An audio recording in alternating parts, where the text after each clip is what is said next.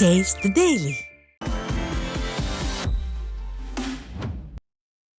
கடலூர் மாவட்டம் புவனகிரி அருகே வாண்டையாங்குப்பம் கிராமத்தில் உயிரிழந்தோரை சுடுகாட்டுக்கு எடுத்துச் செல்லும் பாதை சேரும் சகதியுமாக இருப்பதால் வயல்களில் இறங்கிச் செல்லும் நிலை உள்ளதாக அந்த பகுதி மக்கள் வேதனை தெரிவித்தனர். இந்நிலையில் சில தினங்களுக்கு முன் தொடர் இறப்புகள் ஏற்பட்டதால் ஆய்வு என்ற பெயரில் வந்த அதிகாரிகள் இன்னும் சில மாதங்களில் சுடுகாட்டு பாதை அமைக்கப்படும் என்று கூறிவிட்டு ஏமாற்றி விட்டதாக கிராம மக்கள் குற்றம் சாட்டினர். எனவே ஸ்டாலின் மாடல் அரசின் மாவட்ட நிர்வாகம் அலட்சியம் காட்டாமல் சுடுகாட்டு பாதையை உடனே அமைக்க கிராம மக்கள் வலியுறுத்தினர். இலங்கை கைதியை அவரது குடும்பத்தினர் சந்திக்கவும் தொலைபேசியில் பேசுவதற்கும் அனுமதி அளிக்க புழல் சிறை நிர்வாகத்திற்கு சென்னை உயர்நீதிமன்றம் உத்தரவிட்டுள்ளது. மனு விசாரணையின் போது சிறைகளில் அடைக்கப்பட்டுள்ள வெளிநாட்டினர் தங்களது குடும்பத்தினரை சந்திக்க தொலைபேசி மூலம் பேசுவதற்கு விதிகள் வகுக்கப்பட்டுள்ளதாகவும், ஆனால் சிறை நிர்வாகம் அந்த விதிகளை சரியான முறையில் கையாள மறுப்பதாகவும் மனுதாரர் குற்றஞ்சாட்டியிருந்தார். விடிய ஆட்சியில் சிறை நிர்வாகங்கள் உரிய விதிமுறைகளை பின்பற்றுவதில்லை என்பது வெட்ட வெளிச்சமாகியுள்ளது. கிருஷ்ணகிரி மாவட்டம் ஒசூர் அருகே தீபாவளி சீட்டு நடத்தி தலைமறைவான பெண் குறித்து பாதிக்கப்பட்டவர்கள் காவல் நிலையத்தில் புகார் அளித்தனர். நவதியில் வசித்து வந்த பத்மா என்பவர் வெள்ளி உட்பட 21 பொருட்கள் வழங்குவதாக கூறி தீபாவளி சீட்டு நடத்தி ஒரு சீட்டுக்கு 18,000 ரூபாய் வீதம் 800க்கும் மேற்பட்டோரிடம் ஏஜென்ட்டுகள் மூலம் வசூலித்துள்ளார். மேலும் தீபாவளிக்கு ஆட்டிறைச்சி வழங்குவதாக சீட்டு நடத்தி அதிலும் ஏராளமான பணத்தை சுருட்டியதாக கூறப்படுகிறது. பத்மா குடும்பத்துடன் தலைமறைவாகி விட்ட நிலையில் விடிய அரசு நடவடிக்கை எடுக்க கோரி பாதிக்கப்பட்டவர்கள் காவல் நிலையத்தில் ஆவேச புகார் அளித்தனர்.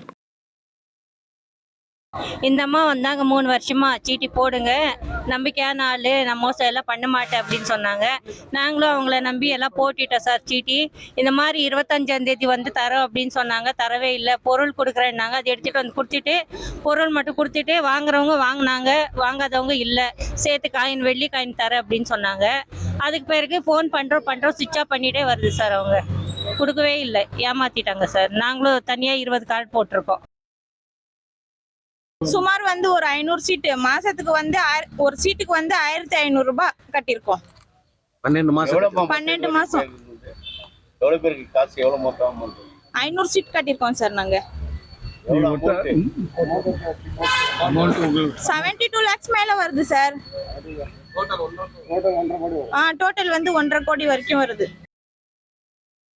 நீலகிரி மாவட்டம் குன்னூர் அறிஞர் அண்ணா அரசு மேல்நிலைப் பள்ளி மாணவ மாணவிகளை கிழிந்த ஸ்வெட்டர் ஷூக்களுடன் போதை விழிப்புணர்வு பேரணிக்காக சாலையில் அழைத்துச் சென்றது அதிர்ச்சியை ஏற்படுத்தியுள்ளது.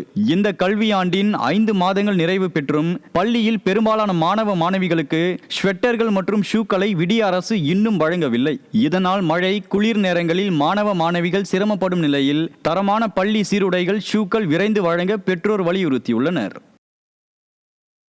தெருநாய்களை அகற்ற உச்சநீதிமன்றம் உத்தரவிட்டும் விடியா ஸ்டாலின் அரசின் அலட்சியத்தால் நாமக்கல் மாவட்டம் குமாரபாளையம் அருகே தெருநாய்களால் தாங்கள் வாழ்வாதாரம் பாதிக்கப்பட்டுள்ளதாக ஆடு மேய்க்கும் கூலி தொழிலாளர்கள் வேதனை தெரிவித்தனர். கடந்த ஒரு வாரத்தில் மட்டும் குள்ளநாயக்கன் பாளைய மேய்ச்சல் நிலத்தில் நின்ற 50க்கும் மேற்பட்ட கோழிகளையும் 2 ஆடுகளையும் தெருநாய் கடித்து குதறிவிட்டு சென்றதாக ஆடு மேய்க்கும் தொழிலாளர்கள் வேதனை தெரிவித்தனர்.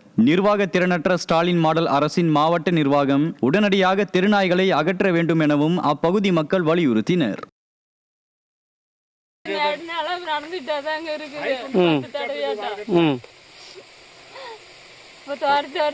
முடிக்க விடுவா வந்து ஓடி போயிரு. இன்னைக்கு பிடிச்சி கடிச்சு விட்டு போயிருச்சு. ஒருத்தியாருக்கு கட்டி கடிச்சு விட்டு போயிருச்சு. சென்னை சைதாப்பேட்டை குமரன் காலனி சாலை குண்டும் குழியுமாக இருப்பதால் வாகனங்கள் அடிக்கடி பழுதாகும் நிலை ஏற்பட்டுள்ளது.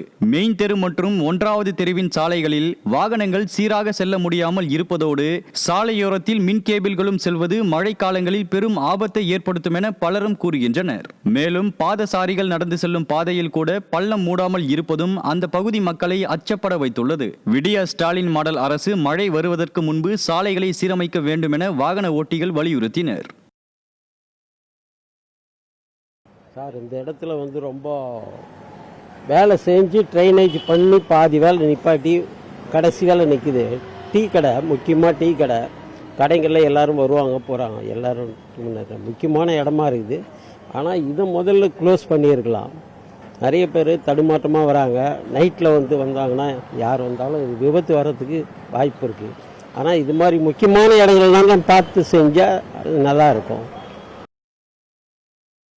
திருவாரூர் மாவட்டம் குடவாசல் பேரூராட்சிக்கு உட்பட்ட சீரணி அரங்கம் சமூக விரோதிகளின் கூடாரமாக மாறிவிட்டதாக பொதுமக்கள் குற்றம் சாட்டியுள்ளனர். கடந்த 4 ஆண்டுகளுக்கு முன்பு வரை நிகழ்ச்சிகள் நடைபெற்று வந்த சீரணி அரங்கம் தற்போது பராமரிப்பின்றி சமூக விரோதிகள் பயன்படுத்தும் நிலையில் இருப்பதால் அரங்க உட்பகுதியில் மது அருந்திய கழிவுகள் உட்பட குப்பைகள் நிறைந்து காணப்படுகிறது. இதனால் விடியா ஸ்டாலின் மாடல் அரசின் பேரூராட்சி நிர்வாகம் பராமரிப்பின்றி கிடக்கும் சீரணி திறந்தவெளி அரங்கத்தை சீரமைக்க வேண்டும் என பலரும் வலியுறுத்தியுள்ளனர்.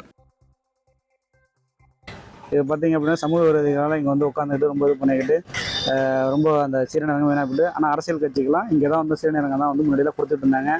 நான் சின்ன பிள்ளை இருக்கும்போது இதெல்லாம் பார்த்து ரொம்ப விசேஷமாக இருக்கும். இங்கே தான் பொது நிகழ்ச்சி எல்லாம் போடுவாங்க. இப்போ என்ன பண்ணுறாங்க அப்படின்னு கேட்டிங்கனாக்கா இந்த நிகழ்ச்சியை பார்த்தீங்கன்னாக்கா அங்கே ஒரு கோயிலுக்கு பக்கத்தில் கொடுக்குறாங்க. அந்த கோயிலுக்கு வரது பார்த்தீங்கன்னா பொதுமக்களுக்கு ரொம்ப இடைஞ்சலாக இருக்குது. அதனால் இந்த சீரணிரங்கத்தை பேரூராட்சி நிர்வாகம் உடனடியாக இதை சீரமைச்சு இதை பொதுமக்கள் பயன்பாட்டு கொண்டு வரணும்னு கேட்டுக்கொள்வோம்.